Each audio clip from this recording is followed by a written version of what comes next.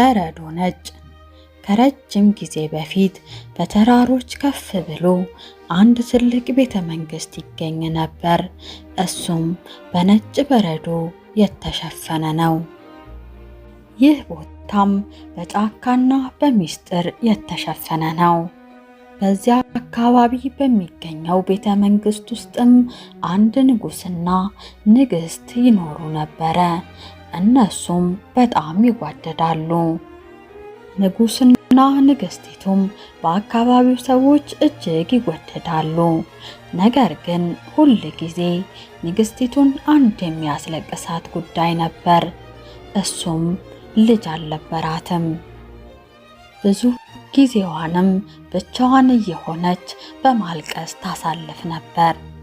ታዲያ አንድ ቀን ንግስቲቱ የእጅ ስራ እየሰራች መስኮቷ በድንገት በድንጋይ ይመታል። በድንጋጤም እጇን በመርፌው ትወጋዋለች።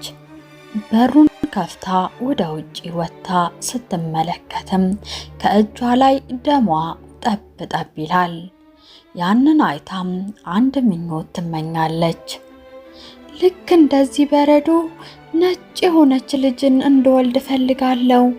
እንደ ደሜ አይኖቿ ደግሞ ቀይ ሆኑ። ብዙም ሳይቆይ ንግስቲቱ አረገዘች።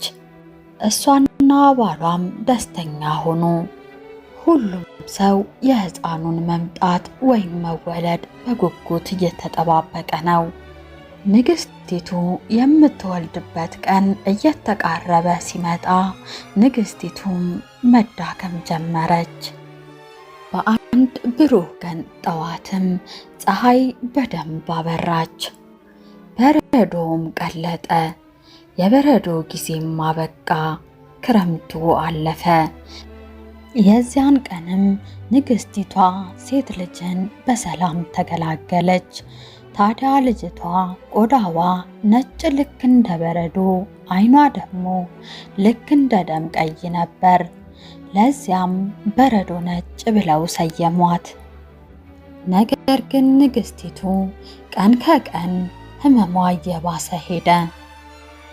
እባክህን እኔ ብሞት እንኳን ልጃችንን አደራ ተንከባክበህ አሳድጋት። እሺ አድርገዋለሁ። በአንድ መጥፎ ቀንም ንግስቲቱ ሞተች። ንግስቲቱ ያለ ጊዜዋ በመሞቷም ንጉሱ ለብዙ ዓመታት ተጨነቀ እናም አዘነ። ንጉሱም በረዶ ነጭን በማሳደግና ቤተ መንግስቱን በማስተዳደር ስራ በዝቶበት ነበር። ንጉሱም ሴት ልጁ አፍቃሪ እናት እንደሚያስፈልጋት አሰበ። ስለዚህም ሲል አገባ። አዲሷ ሚስቱም በጣም ቆንጆ ነበረች።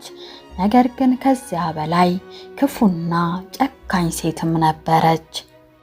ማታ ማታም የጥንቆላ ስራን ትለማመድ ነበር። በዚህም ቤተ መንግስቱን መቆጣጠር ችላለች። እውነቱን ብቻ የሚነግራትም አንድ አስማተኛ መስታወት ነበራት። የዓለማችን መስታወት ማነው በዚህ ዓለም ላይ ፍትሃዊ የሆነው? አንቺ ነሽ የኔ ንግስት። በጊዜ ሂደትም በረዶ ነጭ እያደገች መጣች። ብዙ ዓመታትም አለፉ። በረዶ ነጭም በግዛታቸው ውስጥ የሚወዳደራት የሌለ ቆንጆ ልጅ ሆና አደገች። ታዲያ አንድ ቀን ንግስቲቱ ወደ መስታወቷ ቀርባ አንድ ጥያቄን ጠየቀችው። የዓለማችን እውነተኛው መስታወት በዓለም ላይ ቆንጆ ሴት ማን ነው? አንቺ ነሽ የኔ ንግስት። ነገር ግን አሁን በረዶ ነጭ እየበለጠችሽ መታለች። ንግስቲቱም ተናዳ መስታወቱን ትሰብረዋለች። ጫካ ውስጥ ካንተ ጋር ውሰዳት፣ በዚያም ግደላት። ለማረጋገጫነት እንዲሆነኝ ደግሞ ልቧን ይዘክልኝና የኔ ቆንጆ ከአዳኙ ጋር ወደ ጫካ ሄደሽ አስማተኛውን አበባ ይዘሽልኝ ነይ። በረዶ ነጭም ምንም ሳትናገር እናቷን በመታዘዝ ከአዳኙ ጋር ወደ ጫካው ትገባለች። በረዶ በረዶ ነጭ እናትሽ በዚህ ጫካ ውስጥ እንድገልሽ አዛኝ ነበር። ነገር ግን ልገልሽ አልቻልኩም። እባክሽን በዚህ ጫካ ውስጥ አምልጭና ራስሽን አድኚ። ወይኔ አንተ ደግ ሰው፣ በጣም አመሰግንካለሁ። ግን እኮ ካልገደልከኝ እናቴ ትቀጣካለች። አታስቢ፣ በሆነ መንገድ እፋታታለሁ። ሂጂ አሁን ልዕልት፣ በቻልሽው መጠን ሮጠሽ አምልጪ። በረዶ ነጭም እየሮጠች ጥቅጥቅ ወዳለው ጫካ ገባች። በረዶ ነጭ በጣም ብትፈራም መሮጧን ግን አላቆመችም ነበር። ወዴት እንደምትሄድ እንኳን አታቅም። በደመ ነፍስ ዝም ብላ ትሮጣለች። በጫካው መካከልም አንድ ቤት አየች። ወደዛ ቤትም ጉዞዋን ጀመረች። በሩን ብታንኳኳም ማንም ሰው አልከፈተላትም። ሄሎ፣ እዚህ ቤት ሰው ይኖራል? እባካችሁ ከሰማችሁ እርዱኝ፣ በሩን ክፈቱልኝ። የሚሰማት ስታጣም በሩን ከፍታ ወደ ውስጥ ገባች። ወደ ውስጥ ስትገባም የተመለከተችው ትንንሽ ነገሮች ነበር። በቴብሉ ላይም የሚበላ ምግብ ነበር። እርቧት ስለነበረም ወደ ቴብሉ ተጠግታ ምግቦቹን መመገብ ጀመረች። በመኝታ ቤት ውስጥም 7 ትንንሽ አልጋዎች ነበሩ። ደግሟት ስለነበረም ከአንደኛው አልጋ ውስጥ ገብታ ተኛች። አዳኙም በጫካ ውስጥ አንድ አሳማ ገሎ ልቡን አውጥቶ ለንግስቲቱ ወሰደ። የኔ ጎበዝ አዳኝ፣ በደንብ ስራህን ተወጥተከዋል። አሁን የተዘጋጀልክን ሽልማት ትወስዳለህ። 7 ትንንሽ ዳክዬዎችም ስራቸውን ሰርተው እንደጨረሱ በጨለማ ውስጥ የሚበራውን ፋኖስ ይዘው ወደ በረዶ ነጭ የተኛችበት ቤት ጉዟቸውን ጀመሩ። በራቸውን ከፍተው ወደ ውስጥ ሲገቡም የምታምረው በረዶ ነጭ አልጋ ላይ ተኝተው አገኟት። ማናት እኛ ቤት የገባችው? ደግሞ እኔ አልጋ ላይ ነው የተኛችው። 7ቱም ዳክዬዎች ስለደከማቸው አልጋቸው ላይ ወጥተው ተኙ። አንደኛው ግን በረዶ ነጭን ላለመቀስቀስ ሲል በመቀመጫው ላይ ቁጭ ብሎ ይተኛል። በረዶ ነጭ ከእንቅልፏ ስትነቃም ባየችው ነገር በጣም ትደነቅና ትደነግጣለች። አይዞሽ አትደንግጪ፣ ያለሽው እኛ ቤት ነው። በረዶ ነጭም እያለቀሰች ያለፈችውን ከባዱን መከራ ሁሉንም በዝርዝር ትነግራቸዋለች። 7ቱ ድንኮችም ጥቂት ከተመካከሩ በኋላ እንዲህ ይሏታል። ከኛ ጋር ከተስማማሽ አብረሽ መኖር ትችላለሽ። እኛ ሰርተን ስንመጣ አንቺ ደግሞ እቤት ውስጥ ምግብ አብስለሽ አጸዳርተሽ ትጠብቂናለሽ። ስኖ ዋይትም በደስታ ተስማማች።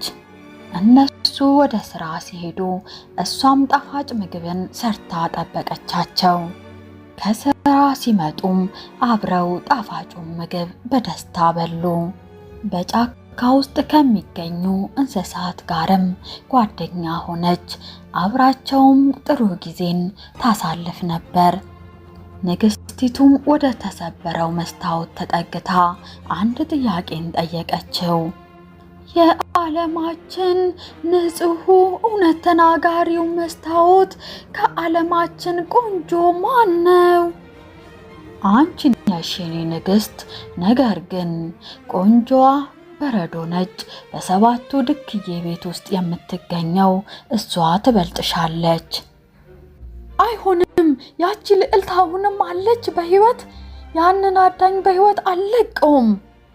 ለሷም እኔ ራሴ ዋጋዋን ሰጣታለሁ። ከዛም በአስማቷ አንዱን አፕል መርዛማ አደረገችው። ከዛም በአስማቷ ወደ አሮጊትነት ተቀየረች። ከዛም በጫካ ውስጥ ወደሚገኘው የ7ቱ ዳክዬ ቤት መጓዝ ጀመረች። አሮጊቷ በሩን ስታንኳኳም በረዶ ነጭም በመስኮት ማን እንደሆነች ተመለከተች። በመስኮት በመስኮት እንዳለችም ማነሽ አንቺ ስትል ጠየቀቻት። እባክሽ አንቺ ሴት በሩን ክፈችልኝ፣ እኔ በጣም ርቦኛል። ቁራሽ እንጀራ ካለሽ ትሰጭኛለሽ፣ ይህንን አፕልም እሰጥሻለሁ። በረዶ ነጭም አፕሉ በጣም ስላማራት ተቀብላት ወዲያው ትገምጠዋለች። እንደገመጠችውም ከመሬት ትወድቃለች። አሮጊቷም በአስማቷ ወደ ነበረችበት ተቀይራ ከቦታው ትጠፋለች። 7ቱ ድንኮችም ስራቸውን ጨርሰው ወደ ቤት ሲመለሱ በረዶ ነጭም ከመሬት ወድቃ ሞታ ነበር። እነሱም አጠገቧ ቁጭ ብለው አለቀሱ። በዚህ ጥቁር መሬት እችን ነጭ ልጅ ምንም እንከን የሌለባትን እንዴት እንቀብራታለን ሲሉ ተማከሩ። ከዚያም የመስታወት ሳጥንን አዘጋጅተው በዛ ውስጥ አኖሯት። አንድ ቀንም አንድ ልዑል ከፈረሱ ላይ ተቀምጦ በዛ ጫካ ውስጥ ሲያልፍ በረዶ ነጭን ተመለከታት። ልዑሉም ወታደሮቹ የሬሳውን ሳጥን ተሸክመው እንዲሄዱ አዘዘ። አንዱ ወታደርም ደክሞት ሳጥኑን ሲለቀው በረዶ ነጭም በዚያ ነቅታ ነበር። ከዚያም በረዶ ነጭ ያሳለፈችውን ታሪክ ሁሉ ለልዑሉ ትነግረዋለች። ልዑሉም እጅግ ያዝናል። ከዚያም የጋብቻ ጥያቄን ይጠይቃታል። በረዶ ነጭም ትስማማለች።